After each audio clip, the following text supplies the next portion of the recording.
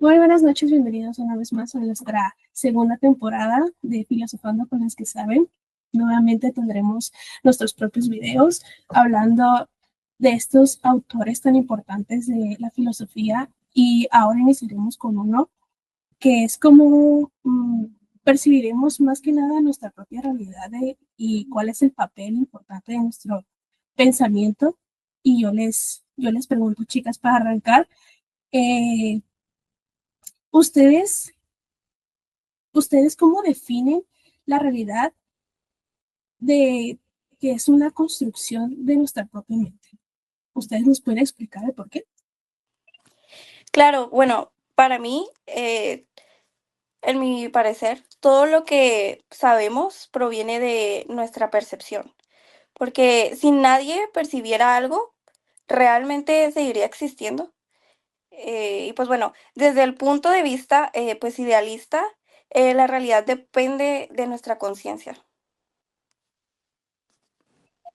Eso me parece a mí en lo personal problemático. La realidad sigue ahí, aunque no la veamos. La ciencia misma se basa en la idea de que el mundo existe independientemente de nuestra percepción.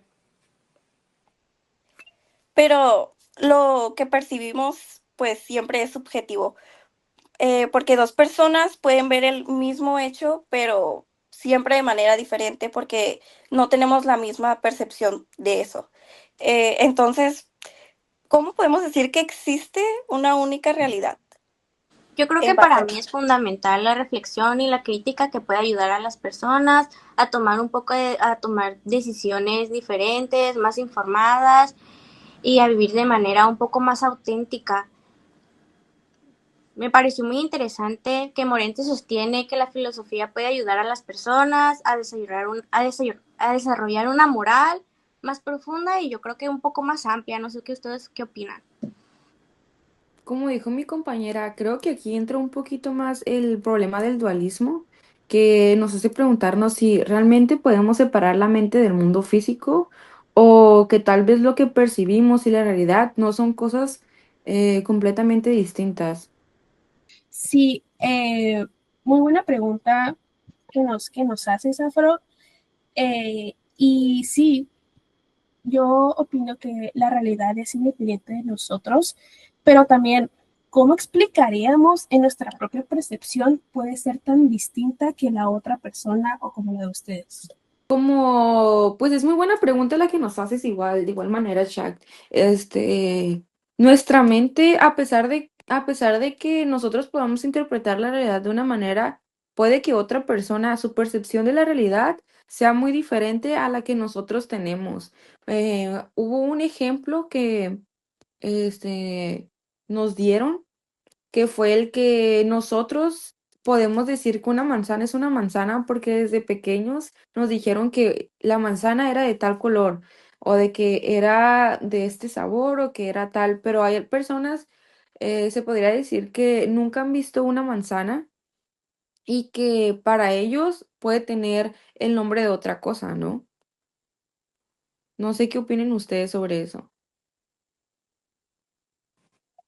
Yo opino que aunque la realidad sea objetiva, cada persona la interpreta de manera subjetiva, pero eso no significa que la realidad no exista sin nosotros, pienso yo.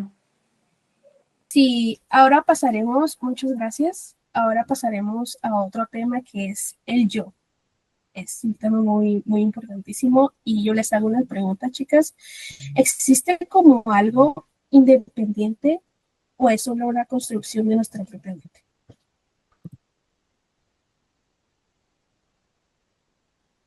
Pues no podemos separar la mente y el cuerpo como tal, ya que nuestra identidad está influenciada por ambos, ¿no? Pensamos con nuestro cerebro, pero también con nuestra experiencia y nuestro entorno. Nuestra mente liga directamente lo que nosotros sabemos mediante la experiencia, ¿no? Si nosotros vemos una serpiente y no tenemos una experiencia, una mala experiencia, no podremos decir que que la serpiente es mala, porque a partir de las experiencias que nosotros vamos tomando es cuando nuestra mente empieza a tomar ciertas decisiones o a sentir de cierta manera.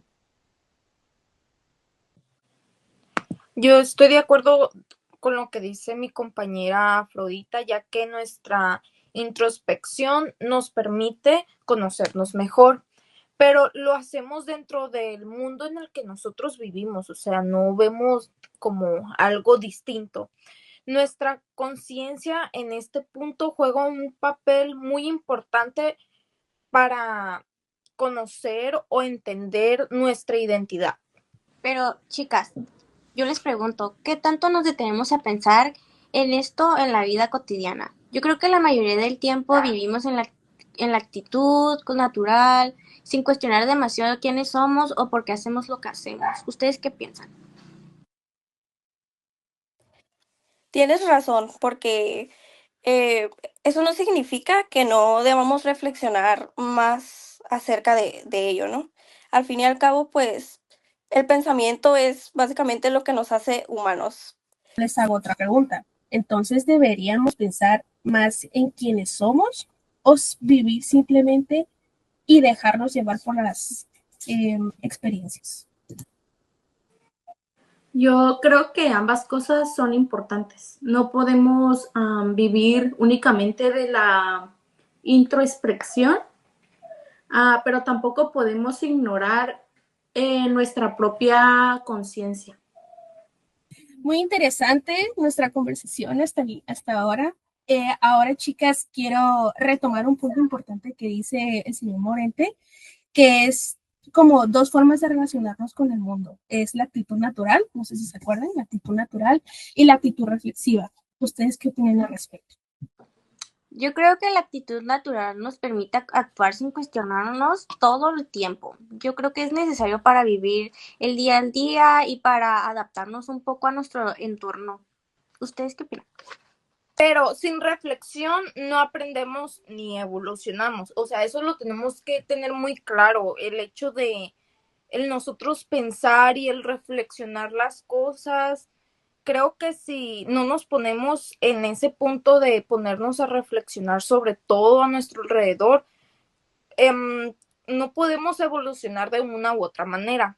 También la actitud reflexiva nos permite como cuestionarnos todo, o sea, todo lo que nos rodea, el por qué existimos, lo que vivimos, y eso es lo que hace que le demos un significado a nuestras experiencias.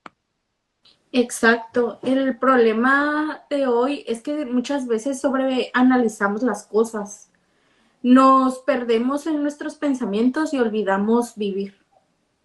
O también podría ser al revés, que podemos vivir sin cuestionarnos nada y pues terminamos repitiendo los mismos patrones sin darnos cuenta.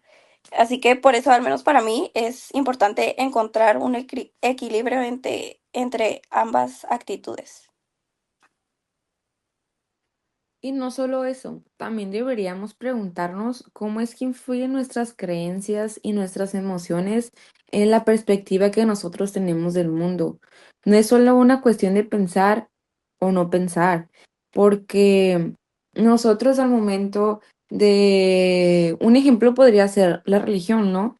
Las personas que son creyentes, que son religiosas, tienen una percepción del mundo a la que le dan un significado muy profundo, a diferencia de las personas que no creen en ese alguien, en ese Dios, en ese todopoderoso.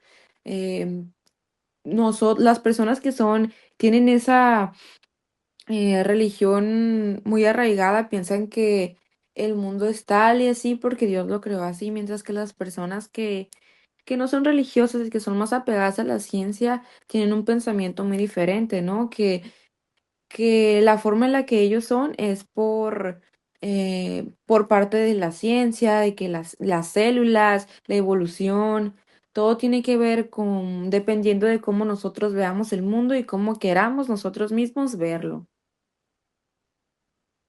Claro, un punto, muy importante y un buen punto.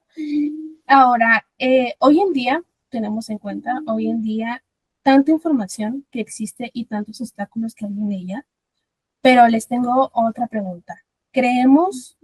¿Ustedes creen que la gente entienda más de la actitud natural o la reflexión?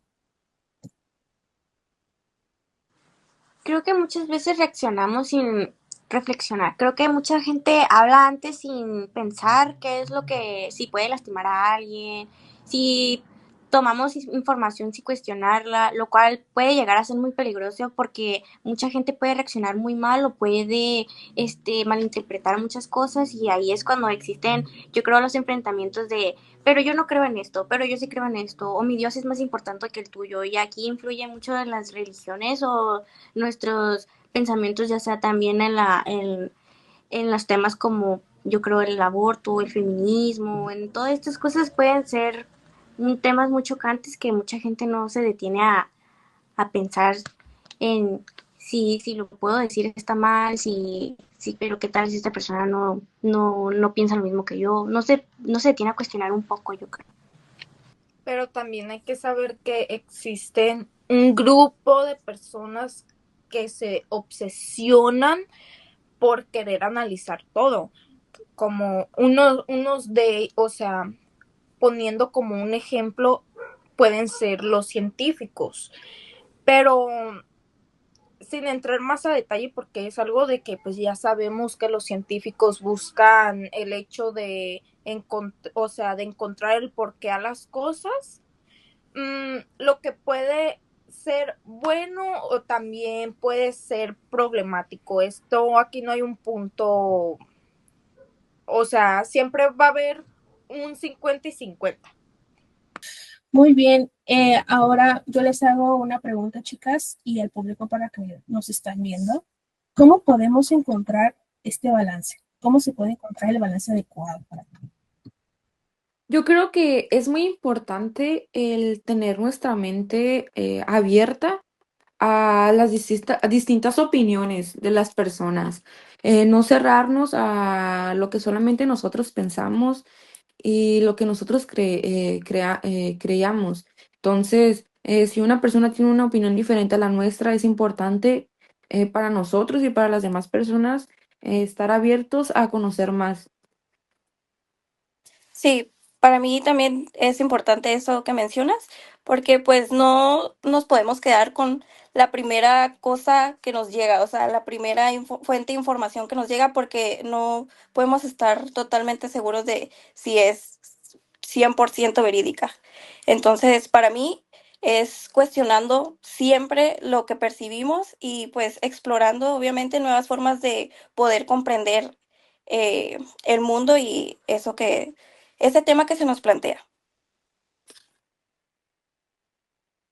Creo que también el estar como en un punto, o sea, estar en un punto en el que tú creas que hay un balance, siento que muchas veces no, porque a lo mejor nosotros podemos estar 100% seguros de unas cosas, pero llega otra persona y nos dice, no, las cosas no son así, las cosas que puedan ser vistas de distintas maneras. Entonces, para mí, siento que en sí no hay un balance.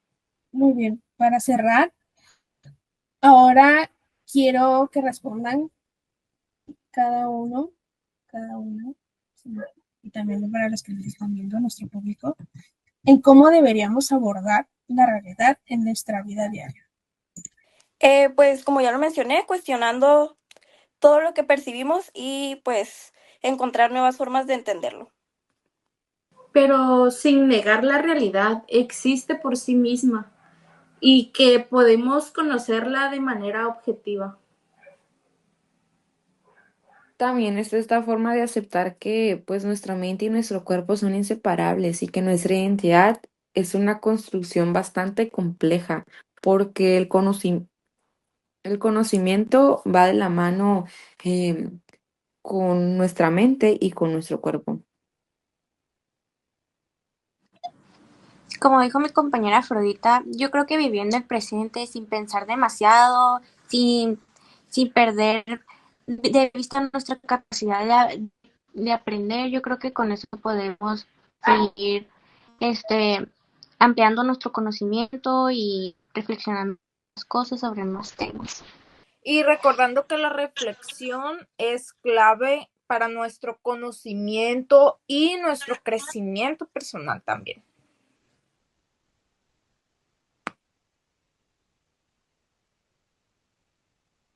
Claro, nos queda muy bien claro que la realidad, que nuestra propia realidad es compleja, la realidad es muy compleja y que nuestra propia reflexión, nuestra propia percepción juega un papel muy importante en nuestras experiencias y también las del mundo.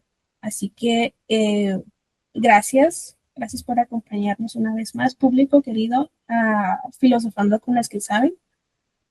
Nuevamente les agradecemos su atención y esto sería todo. Muchísimas gracias.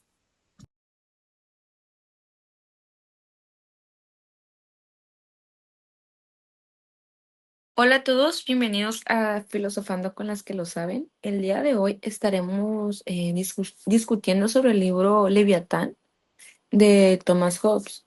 Y para empezar, tengo una pregunta para todos ustedes, mis compañeras de podcast, incluido para todas las personitas que nos están mirando. Eh, Díganme, ¿qué tal les pareció este libro? En lo personal, a mí me pareció muy influyente la filosofía política moderna. En este libro, Hobbes nos plantea una visión muy pesimista de la naturaleza humana. Creo que los seres humanos somos muy egoístas y violentos por naturaleza.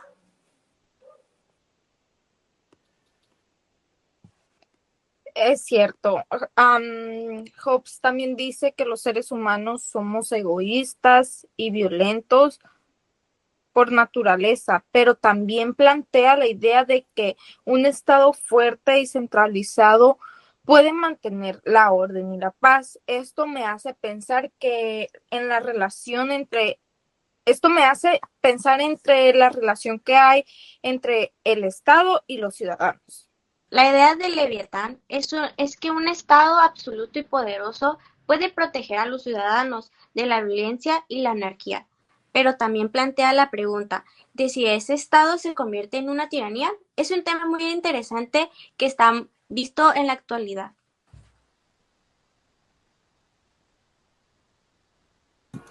Claro, y quiero decir algo muy interesante, es que como Hobbes se inspira tanto en esta situación política al grado de que lo pone en su libro, ¿no? Las guerras civiles también, y su idea en esta que expresa del Leviatán fue una respuesta de la anarquía y de la violencia que se veía en su mismo alrededor. Y también es muy, muy importante retomar y destacar que Hobbes fue un pensador muy importante y muy influyente en la ilustración y ahora cómo nosotros podemos ver eso y darnos cuenta que existe también. Bueno, yo he escuchado muchos comentarios que se refieren como de que esta crítica que hace Hobbes en su visión de la naturaleza humana, que es demasiado pesimista.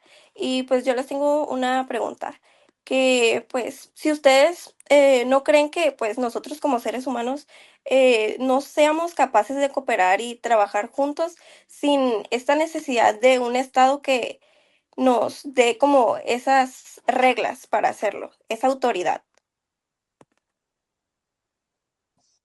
Bueno, para mí esa pregunta es muy interesante, ya que la visión de Hobbes de la naturaleza humana es muy cruda, pero también es cierto que los seres humanos hemos sido capaces de cooperar y trabajar juntos en muchas ocasiones.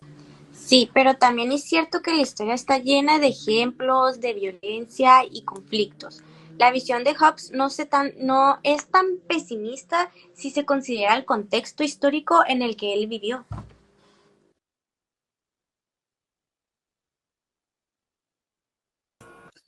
Y me parece clave, eh, todo, definitivamente todo tiene un equilibrio. Todo se tiene que mantener en equilibrio porque es como la necesidad de un Estado fuerte y centrado, mantener el orden y la paz, como ustedes lo quieran decir, pero el equilibrio debe existir, debe estar presente y también la necesidad, entre ese mismo, la necesidad de proteger a los derechos y sí, pues los derechos que uno tiene como individual. Exacto, ¿no? La idea del Leviatán es bastante compleja y no hay una respuesta que en realidad sea fácil, pero es importante seguir discutiendo y reflexionar sobre estos temas para encontrar soluciones más justas y equitativas, porque una de las partes por la que Hobbes pensaba de esta manera era por eh, el alrededor en el que él vivió, la época en la que él vivió, donde había una guerra civil, pues la guerra civil inglesa que estuvo marcada por mucha crueldad de las personas. Entonces es difícil, ¿no? Para una persona que se crió o que vivió un ambiente bastante cruel, donde los seres humanos eran egoístas, crueles. Es difícil para él pensar que los seres humanos son capaces de ser diferentes, porque para él a eso se resumen las personas. Piensa que mm, debemos estar en algo autoritario que realmente no es la causa, ¿no? No es justo. ¿Por qué? Porque hay tanto como hay personas buenas, hay personas malas, no es todo blanco o negro, hay tonos de grises, ¿no? Hay personas buenas, hay personas que no son buenas, hay personas que tal vez sí lo son, pero poquito. Entonces, no, es demasiado drástico el nosotros decir que vivir en una anarquía es lo mejor para la humanidad. Sí, y también es importante recordar que la historia es un proceso continuo y que las ideas de Hobbes siguen siendo relevantes en la actualidad. Y bueno, Dana, yo te tengo una pregunta respecto a lo que mencionaste antes, que fue de que tú qué piensas sobre la relación entre el Estado y y los ciudadanos. Y también de que si crees que el Estado debe tener un papel más activo en lo que es la regulación de la sociedad. Bueno, Jocelyn, creo que el Estado debe tener un papel equilibrado. Por un lado, el Estado debe proteger los derechos y libertades individuales, pero por otro lado, también debe regular la sociedad para evitar la anarquía y la violencia, como se menciona en el libro.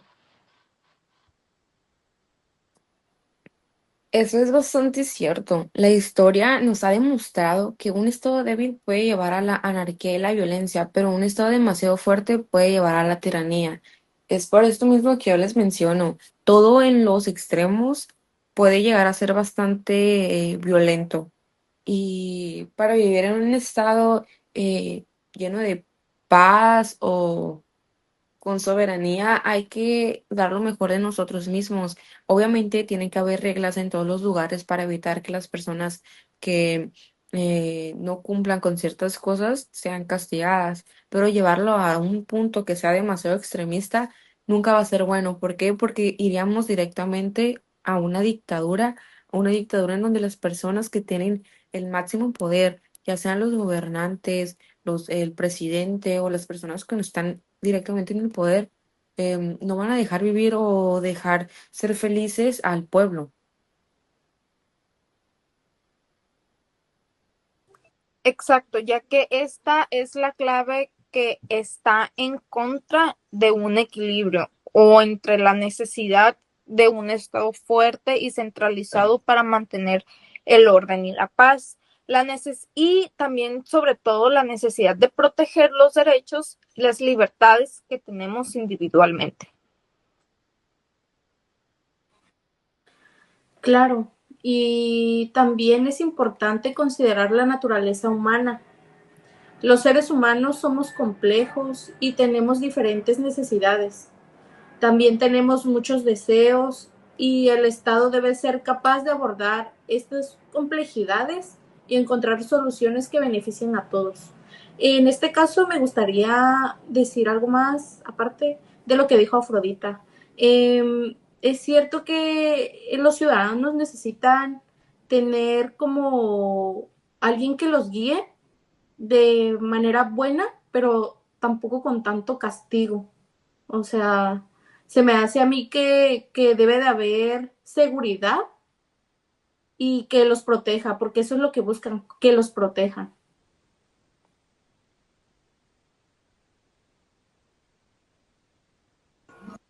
Y retomando nuevamente el tema, es importante recordar que la historia es un proceso continuo, toda nuestra historia.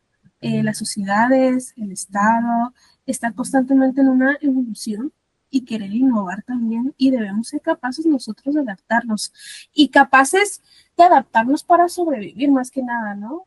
Y también para poder cambiar, resolver nuevos paradigmas, desafíos, oportunidades y así seguir creciendo. Bueno, creo que pues hemos tocado muchos temas muy interesantes, pero al menos el que a mí me gustó más y me gustaría pues seguir, que sigamos discutiendo y hablando es de la relación que tiene el Estado y pues los ciudadanos actualmente. Bueno, yo le quiero hacer una pregunta a mi compañera Shakti. ¿Qué piensas sobre la relación entre el Estado y los ciudadanos en la actualidad? ¿Crees que el Estado está cumpliendo con su papel de proteger a los derechos y las libertades individuales? Bueno, respondiendo a tu pregunta, Diana, yo creo que el Estado está cumpliendo su papel como debe de ser en algunos aspectos. Claro, hay que ser específicos, pero también en áreas, también existen las áreas que se deben mejorar. Definitivamente estoy de acuerdo con eso. Pero, por ejemplo, yo te puedo dar un ejemplo que es la protección. Cómo nos sentimos de los derechos humanos, también en la lucha contra la corrupción, también en las áreas de diferentes estados, que se debe ser como más efectivo el caso.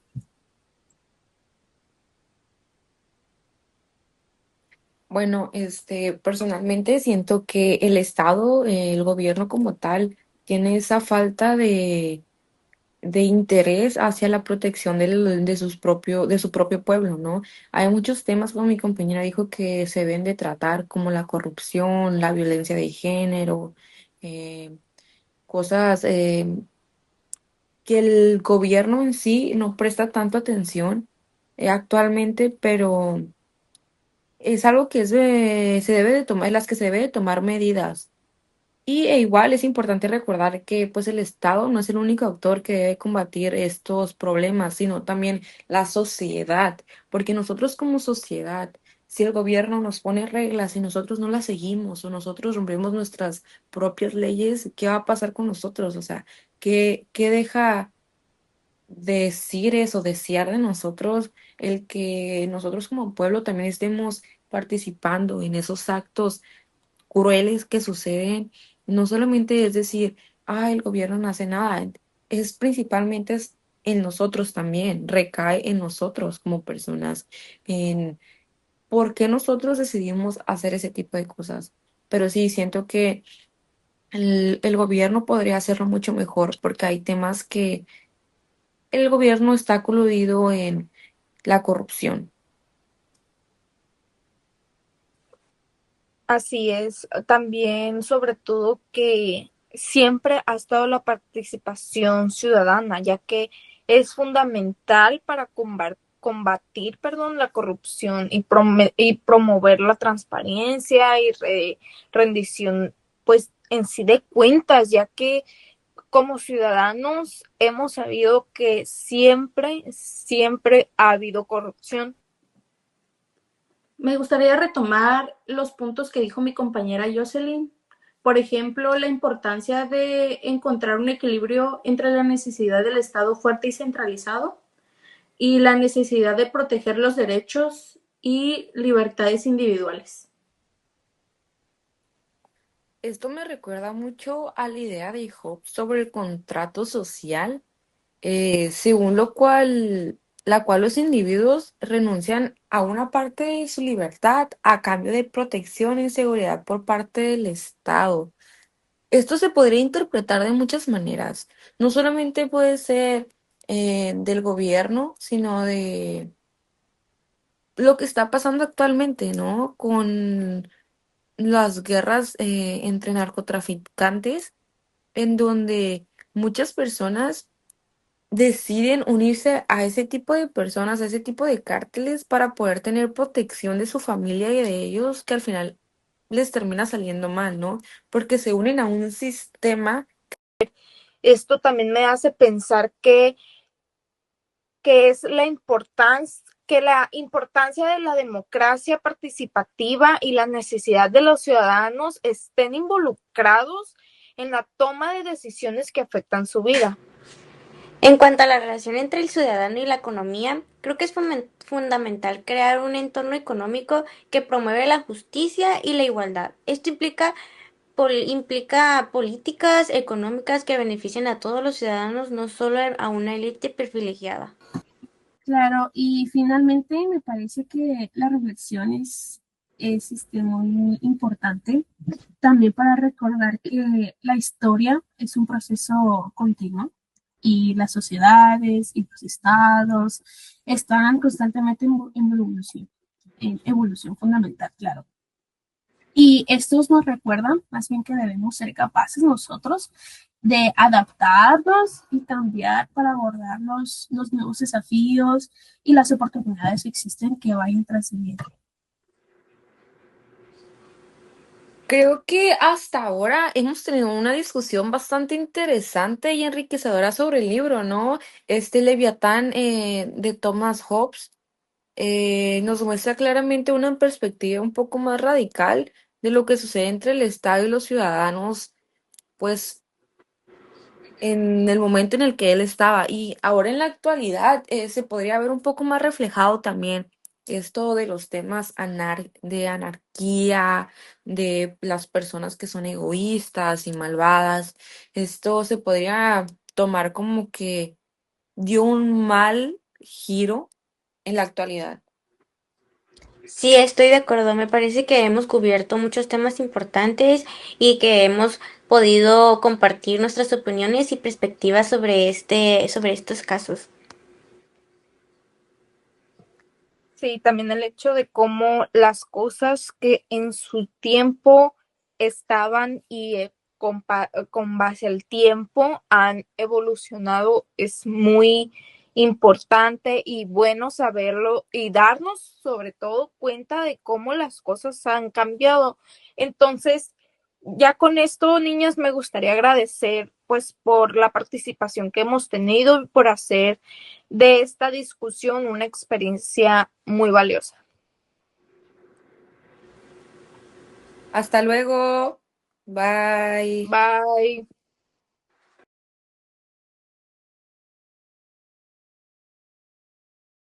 Hola a todos, bienvenidos un día más a Filosofando con las que lo saben. Hoy en este capítulo hablaremos de cómo Deleuze presenta la crítica de Kant en la metafísica tradicional. En este punto o en este capítulo, mis compañeras y yo les hablaremos un poquito más sobre este tema. Me parece que la crítica de Kant a la metafísica tradicional es bastante fundamental para entender su filosofía crítica. A continuación, mis compañeras explicarán un poco más acerca de qué es lo que Kant critica exactamente. Bueno, Kant critica la forma en la que la metafísica tradicional intenta conocer la realidad de manera absoluta y cierta. Kant argumenta que la metafísica tradicional se basa en una serie de suposiciones y abstracciones que no están fundamentadas en la experiencia. Pero también Kant nos dice un poco sobre que puede ayudarnos a entender mejor cómo funciona nuestra mente, cómo podemos tomar decisiones más informadas, por ejemplo, la noción de síntesis que puede ayudarnos a entender cómo unimos nuestras piezas de información para formar una visión más completa de la realidad.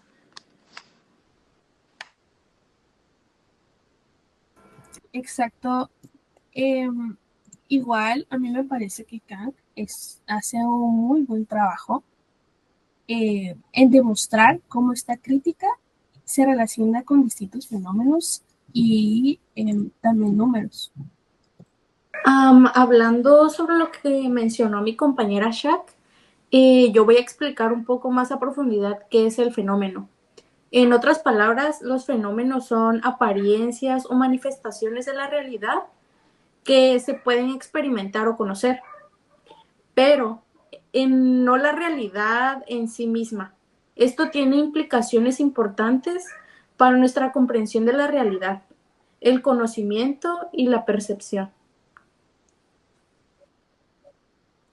Bueno, ahora yo pues voy a dar la definición de lo que dice que es númeno, que bueno, en sí, esta dice que se construye en lo intelectual, o sea, que por medio de la razón, el número es una pues representación contradictoria, puesto que la realidad objetiva no se puede conocer.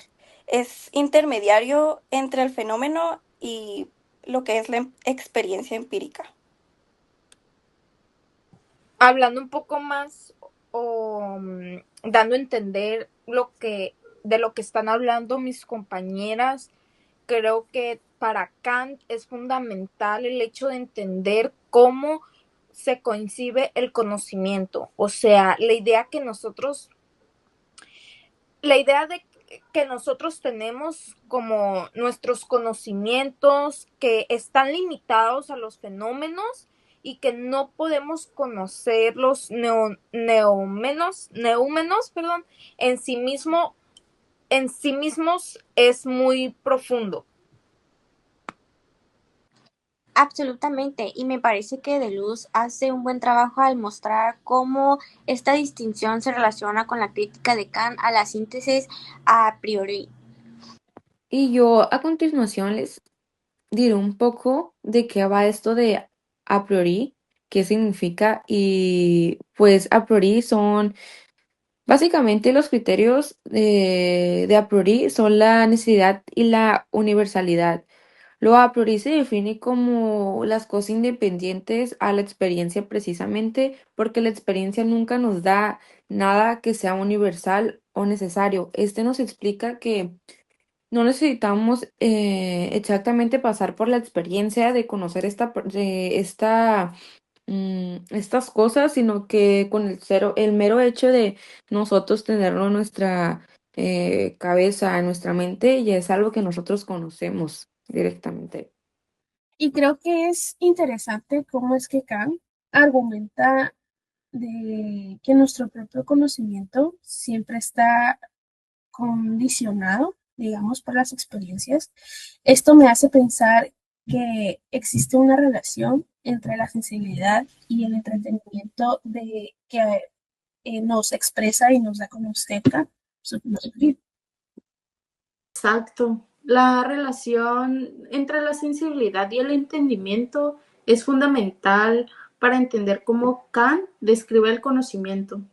Me parece que Deleuze hace un buen trabajo al destacar la importancia entre la relación en este capítulo. En lo personal, a mí este capítulo se me hizo muy interesante. No sé ustedes qué piensan sobre eso. Sí, yo estoy de acuerdo en general con lo que dices. Me parece que el capítulo 1 de Luz sobre Kant es una, pues, muy buena introducción a la filosofía crítica, pues, de este mismo de Kant. Y ahora, niñas, yo les quiero preguntar para que, pues para saber un poquito más lo que piensan ustedes.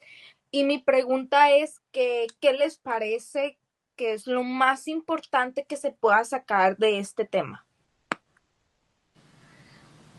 Y bueno, creo que es importante entender la crítica que tiene Kant hacia la metafísica tradicional y cómo es que esta crítica se relaciona con la distinción entre fenómenos y nómenos. Bueno, también es importante entender la relación entre la sensibilidad, que la sensibilidad nos quiere decir un poco que puede ser que es la capacidad de recibir impresiones del mundo externo a través de los sentidos. Según Kant, la sensibilidad proporciona, yo creo, datos o materiales del conocimiento, es decir, las instituciones sensibles. También, por otro lado, tenemos el entendimiento, que nos quiere decir que se puede decir que es la facultad que organiza y da coherencia a los datos proporcionados por la sensibilidad. También Kant nos da este entendimiento en la filosofía, pues, de este libro, de este capítulo 1.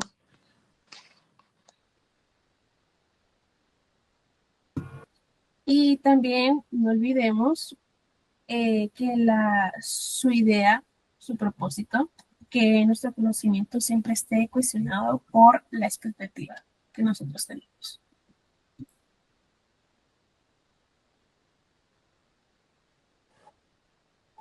Me gustaría agregar que la crítica de Kant a la metafísica tradicional también se relaciona un poco como concepto de cosa en sí.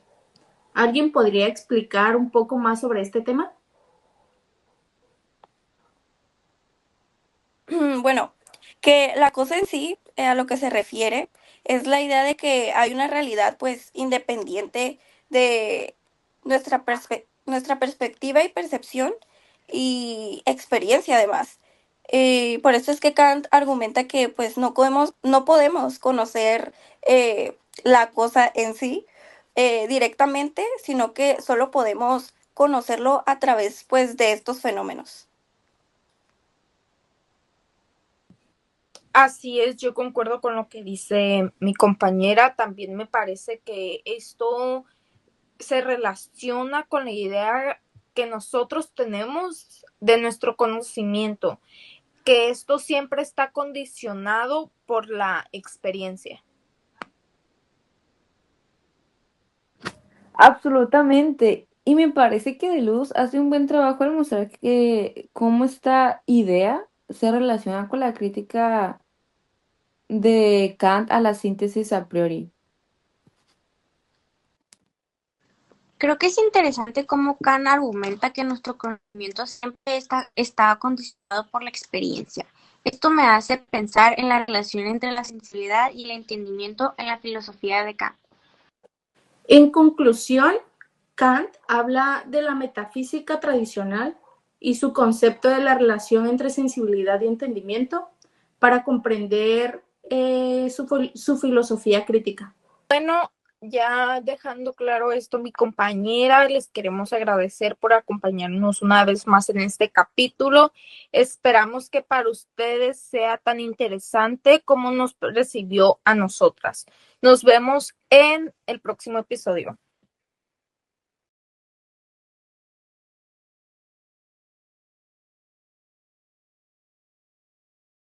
Bienvenidos a Filosofando con los que lo saben. El día de hoy, siendo este nuestro último episodio de la segunda temporada de nuestro podcast, estaremos hablando sobre los anteriores capítulos, desde Hobbes con su libro Leviatán, desde Manuel hasta Deleuze y Kant. Alguna de mis compañeras, algunas de mis amigas que quieran hablar un poco acerca de cualquier tema que les haya parecido interesante. Yo creo que todos son interesantes, lo vimos, los estudiamos y ahora también a nuestro público le va a gustar. Pero ahora yo creo que el que más me ha gustado y el que 100% tenemos presentes, bueno, todos tenemos presentes, claro está, pero este siento que abarca todo, que es el de Leviatán. Leviatán, que ahorita me pongo a pensar, no ha sido mucha diferencia, o sea, sabemos que el autor se inspiró en el mundo, ¿no? En la historia, en el acontecimiento y todo. Y ahorita sigue igual. O sea, solamente que ha pasado, ha innovado con los años, pero igual seguimos conociéndolo, seguimos explorando, seguimos adaptando y todo lo que conlleva. Sí, bueno, yo creo que Kant, ese sería el que te invita a reflexionar sobre cómo conocemos el mundo. Yo creo que él diría, todo lo que percibes pasa primero por tus sentidos, pero no basta con eso. Tu mente pone en orden esas percepciones, las organiza y las hace comprensibles. Y yo creo que de luz sería un poco más rebelde. Yo creo que interrumpiría diciendo, olvídate de las estructuras y de las reglas. La vida es un movimiento. Puede ser que sea un cambio y haga una diferencia. Por otro lado, Hobbes diría, sería yo creo un poco más serio, pondría un poco de más orden en la charla entre ellos y estaría más bien como diciendo, está bien que reflexionemos sobre el conocimiento o el cambio, pero si no hay más reglas ni autoridad, la vida sería como un caos, yo creo. No sé qué piensan. Un poquito de separar los temas, Hobbes nos habla más acerca del Estado, de las reglas en las que las personas deberían de vivir, cómo son las personas en sí, y nuestros otros dos autores nos hablan más sobre el conocimiento y sobre el tema de ser nosotros mismos. Em, es importante saber esta diferencia para que nosotros podamos entender lo que realmente ellos quisieron decir. Alguien que sepa o que nos diga qué es lo que entendió de Luz y Kant. Pues de esta manera Kant también busca analizar y criticar la capacidad que nosotros como seres humanos tenemos para conocer la realidad. O sea, cómo llegamos a cuestionarnos y es algo de que nuestro cuestionamiento, nuestro pensar, muchas veces nosotros lo sentimos de una manera segura, pero nunca podemos estar pues aunque nosotros creamos que estamos seguros, nunca podemos estar como correctos al 100% o tener como una comprensión precisa. También no quita que podemos reflexionar y también buscar una manera crítica para ver si nosotros podemos hacer nuestras propias teorías. Sí, pues también concuerdo mucho con eso porque pues es muy interesante el ver cómo pues argumenta que pues el conocimiento que pues está ligado pues a nuestros lados sensibles, a nuestros sentidos, o sea, nuestras experiencias, cómo nosotros lo vivimos.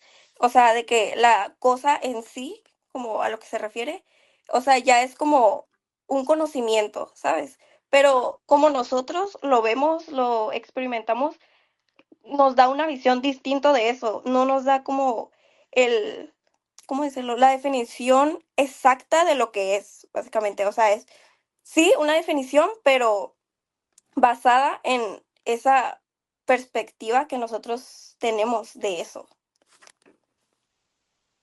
Sí, el hecho también de cómo nos habla de las 4 ideas o el impacto que han tenido estas facultades principales, que es la sensibilidad, la imaginación, el entendimiento y sobre todo la razón, el cómo nosotros podemos estar seguros de algo, pero que de lo que nosotros estemos seguros que venga de un pensamiento racional. A mí me gustaría hablar un poco sobre el tema de Thomas Hobbes.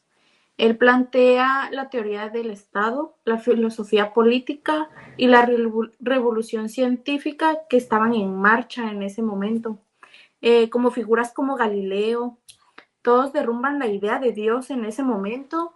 El Leviatán habla de cómo transformar el poder, el conocimiento que quiere evolucionar.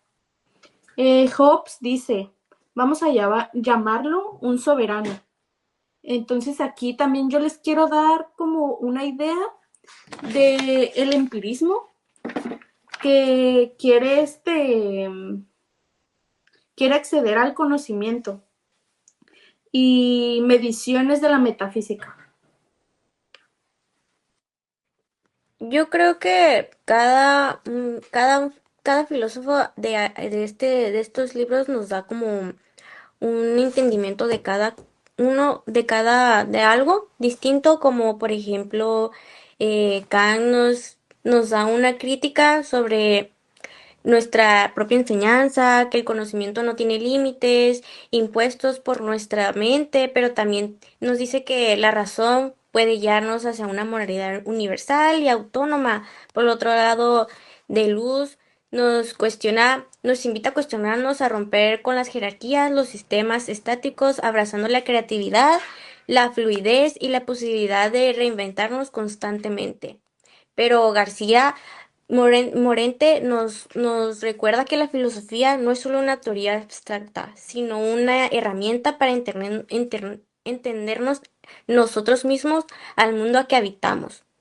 También nuestra profesora nos habla sobre Thomas Hobbes y la política y el orden social, que Hobbes nos plantea que el orden y la seguridad son fundamentales para la convivencia Esta humana. temporada podamos hablar y debatir y también eh, reflexionar sobre estos nuevos filósofos, Kant, Hobbes, Deleuze y todos ellos. Y como dices tú, van sumando y a nuestro público también que va conociendo cada filosofía que da. Y ahora sí que nos llevamos cada una en esta temporada una nueva reflexión, una forma de ver las cosas y también nuestra actitud natural, ponerla al proceso y nuestra actitud reflexiva también y todo lo que nos vaya aprendiendo. Sí, como dice mi compañera, esto nos va sumando a todos nosotros, tanto nosotras que estamos haciendo el podcast, tanto como ustedes, chicos, chicas que nos están escuchando, que es tanto como lo dice Manuel, ¿no?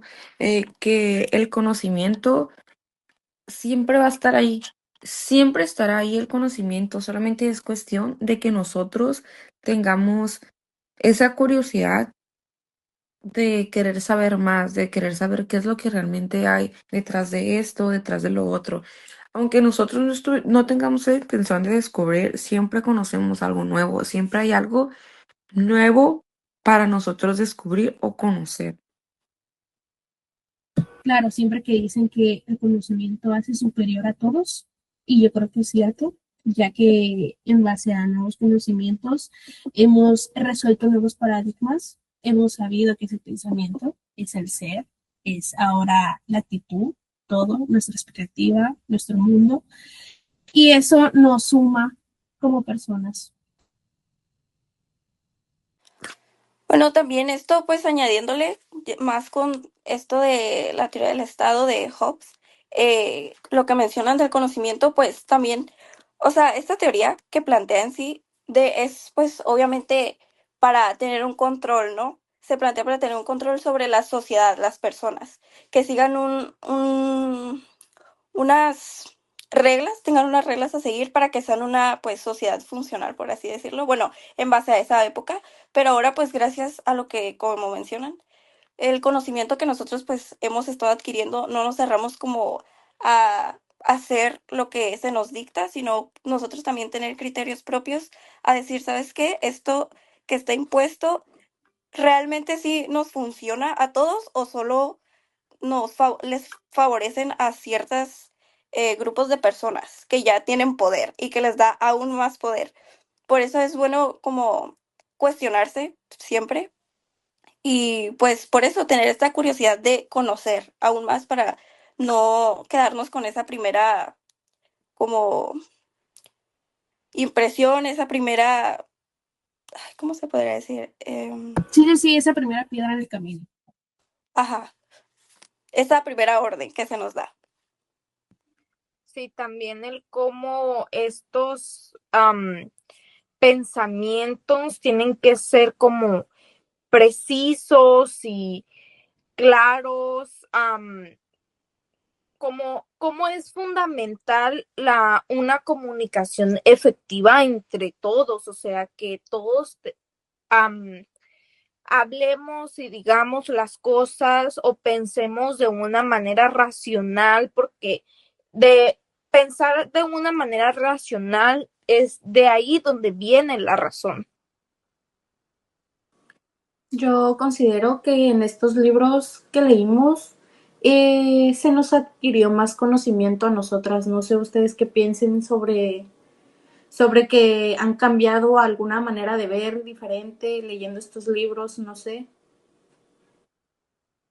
Claro, yo creo que, por ejemplo, Leviatán nos habla sobre las guerras que sucedían un antes.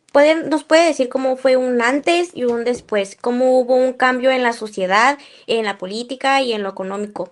Por ejemplo, ahora no se ven varios temas se ven varios temas, perdón, que no se veía antes, como por ejemplo, eh, todo lo que sea lo de la corrupción, los feminismos, los casos de abortos, nuevas implementaciones en la medicina, este, pues sí, varios temas que ahora se tocan y antes no por tabús, se podría decir, por no querer entrar como en un debate. No sé qué piensan ustedes, en otros filósofos, en otros libros. Sí, claro, primero estaba la percepción de Dios. En Dios, todo lo puede ver. Y ahora, como dice Leviatán, hay muchísimas cosas más que nuestras creencias, más que esto, o sea, existen otros temas.